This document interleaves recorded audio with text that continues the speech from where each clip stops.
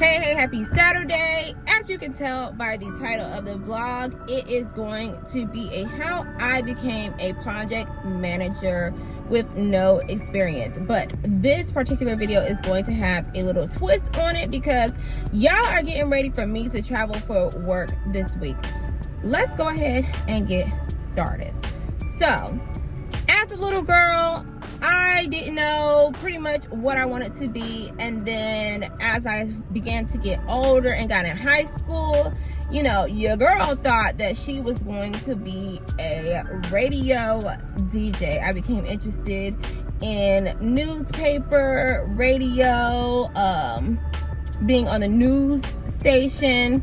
I had been on the news station in elementary school, so I thought I was going to be a radio DJ. But ironically enough, in high school, I took an accounting class. And I was pretty good at accounting. I did competitions, was ranked number 3 in the state of Georgia for accounting. Don't remember what year that was. But yeah, so I went on into college and I majored in journalism, okay? And I was doing my thing there, got good grades, was on the Hope Scholarship.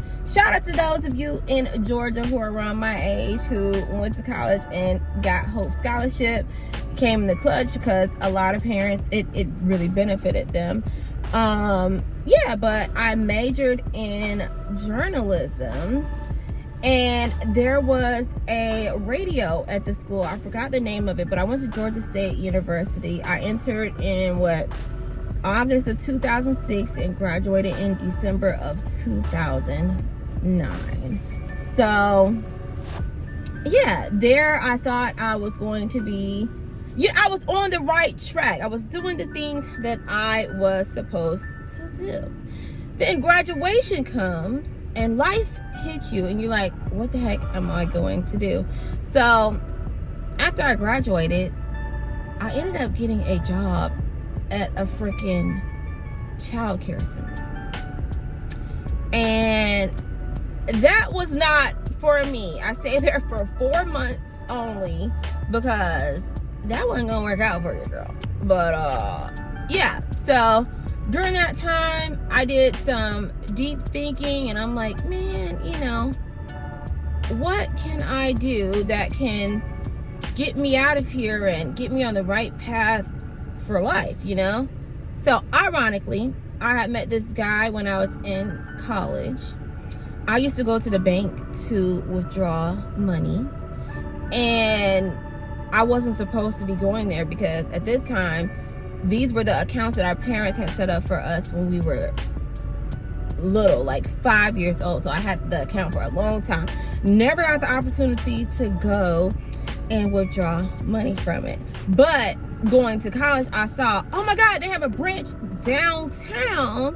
Daddy won't know what we doing. So I used to go down there and withdraw money for, you know, if I wanted to buy coffee or food at school, whatever the case was. And I had met a guy there.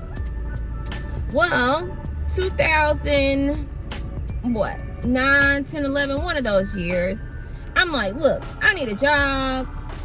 I remember so-and-so. Let me go see if he still work at the bank. So the bank that I frequented, that was in the city that my parents lived in, because I was still living with my parents after I graduated college. I go up to the bank one day, and guess who's working at the branch? The guy that I had met at the downtown branch. So we're talking and, you know, we were establishing a relationship, all that good stuff. And he's like, oh, I can get you a job up here at the bank. So I'm like, for real? Yeah, I'm working at this daycare center. I don't want to work here. Hook your girl up. So I fill out the application at the bank. I guess he puts the word in for me. I go take the test, do the interview, all that good stuff. And your girl gets the freaking job. So I was working at the bank. I started there as a teller, a regular old teller, and worked my way through the ranks. And your girl got the big promotion to head teller, honey. So I'm the one running the line. I'm running the show. I'm doing my thing. But we're gonna pause here, you guys, because we gotta go back to the house and get the kiddos back ready to go spend the night at my parents' house, and then we'll finish the rest of the story throughout the vlog. So if you want to hear the rest of the story, yeah, just stick with me as we get ready to go out of town for work, and you'll learn the rest of how I became a project manager with absolutely no experience. Oh my gosh, when you are a parent, filming and recording is so stinking hard. But didn't get to take out in the house when I went inside, but as you can see, I have my daughter in the car with me now. The next thing that we have to do to get ready for this work trip is I am going to this wig store here in Atlanta, and I'm going to see if they have some decent price wigs for me. So I'm in the market for some new wigs. I do wear wigs, y'all, so my hair can grow. And now I have like this bald spot in my head. So I need me some new wigs so that I can keep my hair braided and that things can start doing what they're supposed to do again. But yeah, we're gonna go ahead and head over here and let's get there safely.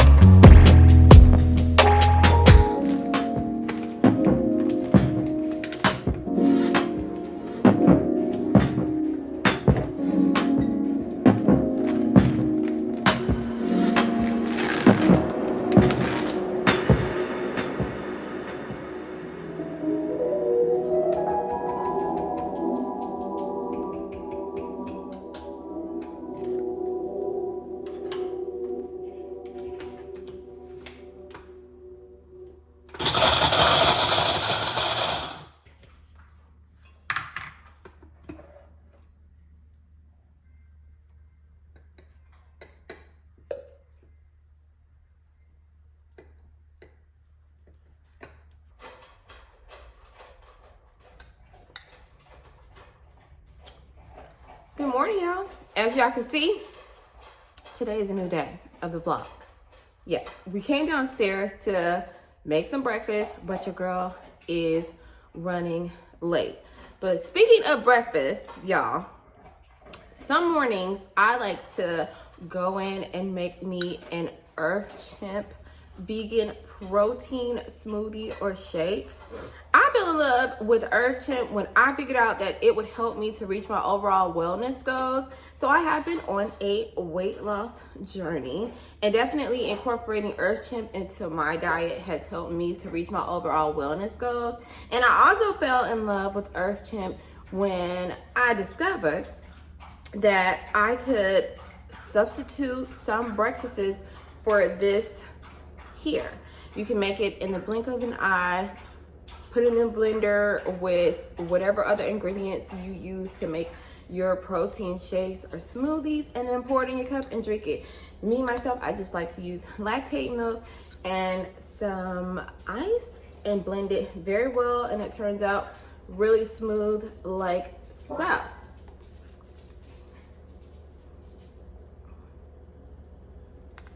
Excuse me, y'all.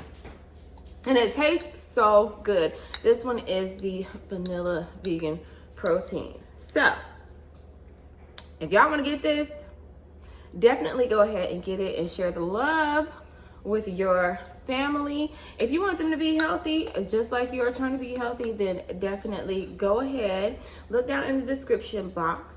Click on the link and order you some of this good old vegan protein. As I said, this one is the vanilla. I have also had the chocolate. It tastes phenomenal.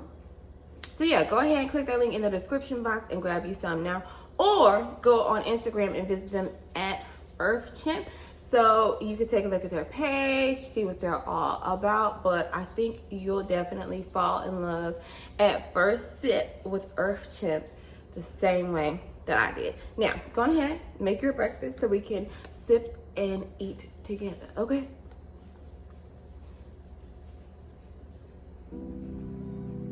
All right, cutie crew. Y'all saw we just wrapped up breakfast there. I'm about to head back upstairs. As I just mentioned, your girl woke up late. I was supposed to wake up at 8:30 this morning, and I didn't. It's currently 11:16. So we need to go pack our clothes for the trip that we're going on today, and then I have to pack a carry-on for Wednesday through Friday. Now, where did we leave off in our story? So, if you recall from the last part of the story, your girl was working at the bank. I had gotten a job at the bank through someone that I had met at one of the branches there. And yeah, I had climbed up the ranks a little bit. I started off as a teller, then I was able to move up to head teller. But after being in the head teller position for a while, I wanted some progression. So I tried to start learning what the floor managers do. I forget what you call them at this particular bank. But, Lord, your girl got little itchy little bumpies on my arm right here. I hope I'm not coming down with something. But, yeah, I wanted to be out on the floor and help customers that came in that wanted to open accounts and all that good stuff. So they allowed me to train, cross-train with that. But once a role became available and I applied for it, it's like I would never get the roles. So I'm like, you know what? It's time for me to move up and on out of here. So initially, I was applying to other banks. I wanted to move to a credit union because I heard the credit unions paid more, they had better benefits, and everything was just elevated. So my dream credit union to work at was Delta Community Credit Union. I applied. Your girl got an interview. They called me. I interviewed. But then when it came to running my background check, there was something on there with a credit card that was charged off for around $8,000. Now, I'm not gonna go into the story of how or why that happened. Just know it was not my fault, and I couldn't clear it up the way that I was able to clear it up with the bank that I was currently working in. So, didn't get that job. Went on this thing that I found online called Indeed.com, and I saw that, you know, there were a whole lot of jobs on there. So something in me was like, okay, let's apply for some receptionist jobs. Maybe if I start as a receptionist in some big company, then I could climb the ranks there. So I was applying for receptionist jobs, spent a few months doing that, and I saw this one reception opening at this company called KPMG. And I'm like, what is that? So read up on them, read that they were one of the biggest accounting firms globally, and I'm like, here comes that accounting creeping back into my life. Remember I told you guys that I was very great in accounting in high school. And then I'm like, I work at a bank now, so that's a financial institution going to a financial institution, basically. So maybe I can get a foot in the door. I applied, and then I got a denial email. And I'm like, I'm never gonna get out of this damn bank. I was heartbroken, I was distraught, but I kept pressing on at the bank. While I'm at the bank, something major happened. But I'm gonna tell y'all that when I go upstairs. Let's go upstairs so that I can start packing this down. Back to the story. So, the straw that broke the camel's back while I was working at the bank was they accused me of stealing $200 out of the ATM machine. And apparently I was in cahoots with one of the financial managers that would help me count down the money in the machine. So if you never worked at a bank, basically how the ATM machine gets full, well, I don't know about the new ones because it's been a while since I worked at the bank, but how we were doing it was you put the cash in the back of the machine, but you have to count it down and balance the ATM machine every morning so that you could print off the correct amounts on the ticket and the GLs are matching, all that good stuff. Well, apparently I stole $200 because the ATM machine came up short one day, and they basically said I took the money and split it with the financial manager. Now, I'm not rich by any means. However, your girl don't have to steal $200 from nobody's ATM machine and then split it to make it $100. Like, what the... As the Braxtons used to overuse, that's asinine. But yeah, that was the straw that broke the camel's back for me.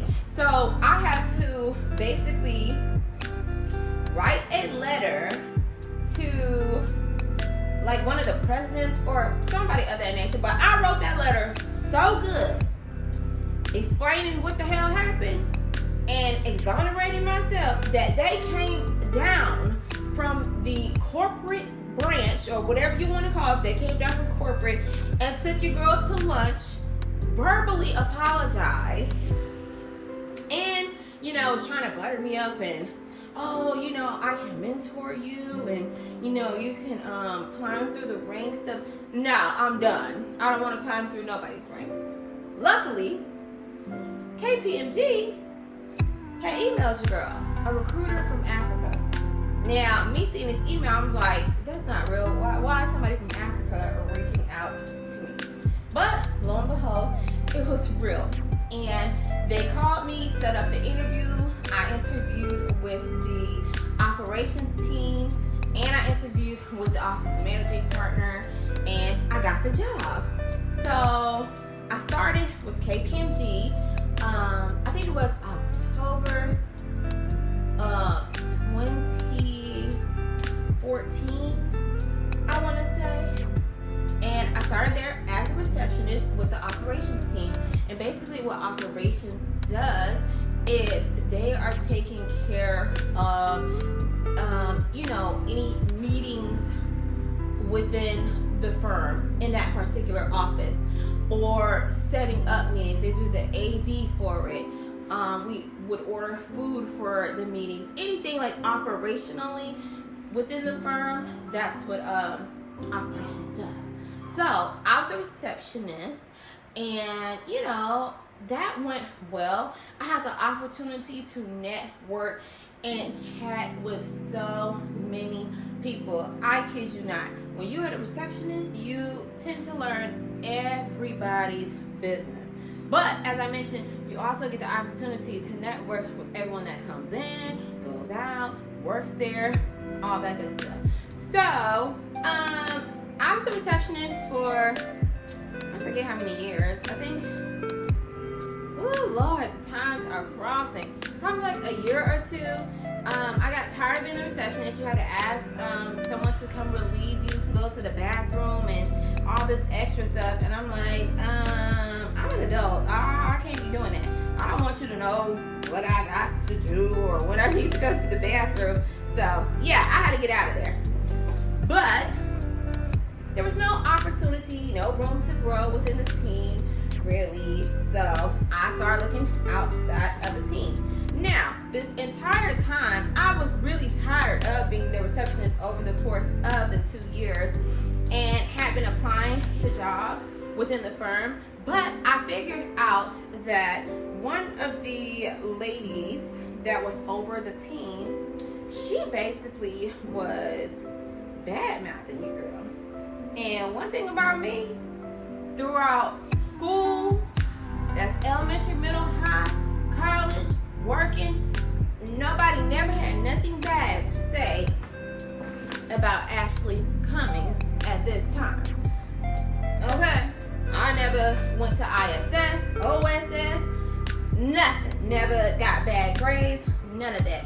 So I knew whatever she was saying couldn't have been true. So I had found that out. A little birdie had told me that she was bad-mouthing me, and that's why I was not getting any of the other roles that I applied for. So I got smart this time, and I let the recruiter know the information that I had learned, and this was for a new role that I had applied for within the firm. I let that recruiter know the information that I had learned and was like, look, I need your help to keep me applying for this role under wraps. I don't want so-and-so to know what's going on, and I don't want her little friend to know what's going on. So the recruiter did me a solid one. Your girl did 7 interviews for the next role that I wanted, and I did these because I knew that this role would be the catalyst to getting me to where I wanted to be. Went through all 7 of the interviews and ended up getting that position. So that position was a tax technician on the international tax team at KPMG. And basically what a tax technician is a project manager. I don't know why they call it tax technician or whatever. Maybe so it's not that marketable out in the market, but it's basically a project manager. I got the position in October of 2016, ironically, and moved on within the new team. Started deep diving in, learning all that I could learn. I had plenty of great opportunities within that team, but over the course of like the 2 years that I was in that role, I mean, because when you're in a role, you want to climb. Well, back in my 20s I did. Now I'm just like, I'm okay doing what I'm doing. But yeah, I had ambition back then. I was a go-getter, and I wanted to climb, and they were, you know, hindering my growth, seemed like, within that firm a lot. But I did, like I said, have great opportunities within that team. I learned a lot about project management, running projects, what it takes to be a project manager, pretty much. And it came to a point where I was looking for a promotion, but in the tax tech role, there is no next step. There's nothing to go to. And I figured out they were underpaying your girl. I had learned that I was being significantly underpaid. So I did start questioning things a lot. It started to make me feel like I don't want to be here no more. Because in my mind, you know, I thought I was making really good money, but it was nice for, you know, what I had going on. Girl in her 20s, had my own house, had my own cars, and everything, you know, was affordable. I was saving. I was able to do a little this, little that. But, you know, I didn't want to get all into that. But once I figured out that I was being underpaid, you know, I tried to manage the situation as best as I could. But that alongside with this lady on the team that I could not stand, she just made working on that team, any interaction I had with her, I couldn't stand it. Could not stand it. We'll leave it at that. So those two things coupled together, I started looking. By this time, I had met my husband, who was then at the time my boyfriend. That sounds so weird saying it, but yeah, he helped me to find another position at, I'll say it, SunTrust. And at the time, I thought it was going to be a great position. Company was in the same building that I was already working in. I thought it was going to be a dope move. It paid $20,000 more. So I'm like, oh, okay, cool. Epic fail. Should have never went there. Should have never gone there. So we're going to skip over that entire part. I was so stressed within that role at SunTrust when I moved on that my husband started applying for jobs for me again. And he applied to the firm that I currently work at now and got a call from them, did the interview process, and of course your girl got the job. I started at the firm that I work at now in November of 2018. I didn't start in the role that I am in now. So I started off on one team, and within that role, it's basically helping partners with targeting, research, like anything they need to basically bring in clients. You're doing like some of the foundational work for that. So like I said, research, pulling pursuits together, finding the information to go within the pursuits, although we do have a pursuits team, but you know, you're positioning that partner in his team as best as possible and equipping them with all the knowledge that they need to go off and get these clients. So yeah, that role lasted for a good 3 years. Thank God maternity leave took up a big portion of it because I had the manager. My manager's style and mine did not mesh very well together. I will say that. Now, during this time on the team, we had a team meeting up in New York, and I was able to meet some counterparts that worked within another team but was still aligned to ours. And it seemed like I clicked with them a lot better. I had the opportunity over 3 years to kind of work with them. They would reach out to me for things that I needed. I would reach out to them for things that, I said that all backwards. They would reach out to me for things that they needed and vice versa. So we established a pretty good relationship. And myself, along with one other girl, I think we were the only black girls on the team. So, of course, we naturally established a relationship. Although she lives in California, I live in Georgia. But anyways, establishing the relationship with those few members on the other team that was still connected to my team.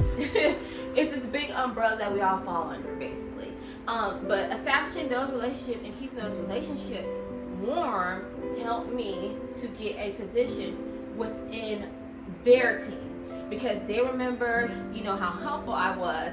Then I had my girl that was the only other black girl on the team that gave great reviews, rave reviews about me, basically helped me to get within her team. So I got on that team in March of 2021. And that's where, you know, the real project manager in me started.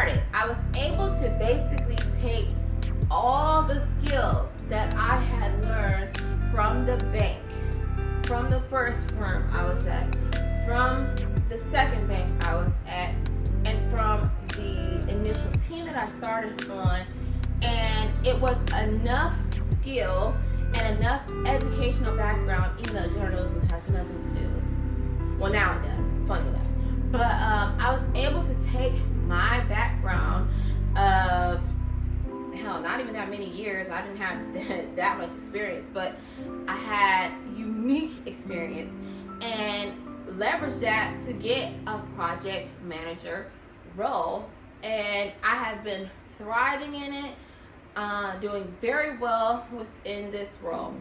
So I say all that to say, you might not have the exact experience for something, but as long as you got top game, the ability to network, establish relationships, keep them warm, because you know you might need to put them in your back pocket to use them for later. Great work ethic, good attitude, all of that wrapped up together can definitely be applied to something that you might not have direct experience in. I don't have a degree in project management. I do not have any certifications in project management. I basically have good skill set, good people skills, and I can do, I won't say anything I put my mind to because I'm an adult and I'm realistic, but I could do a lot of things, okay? And project management is one of them. So, like I said, don't fear if you don't have the exact qualifications for something. Still just go out for it and use the skill set that you have.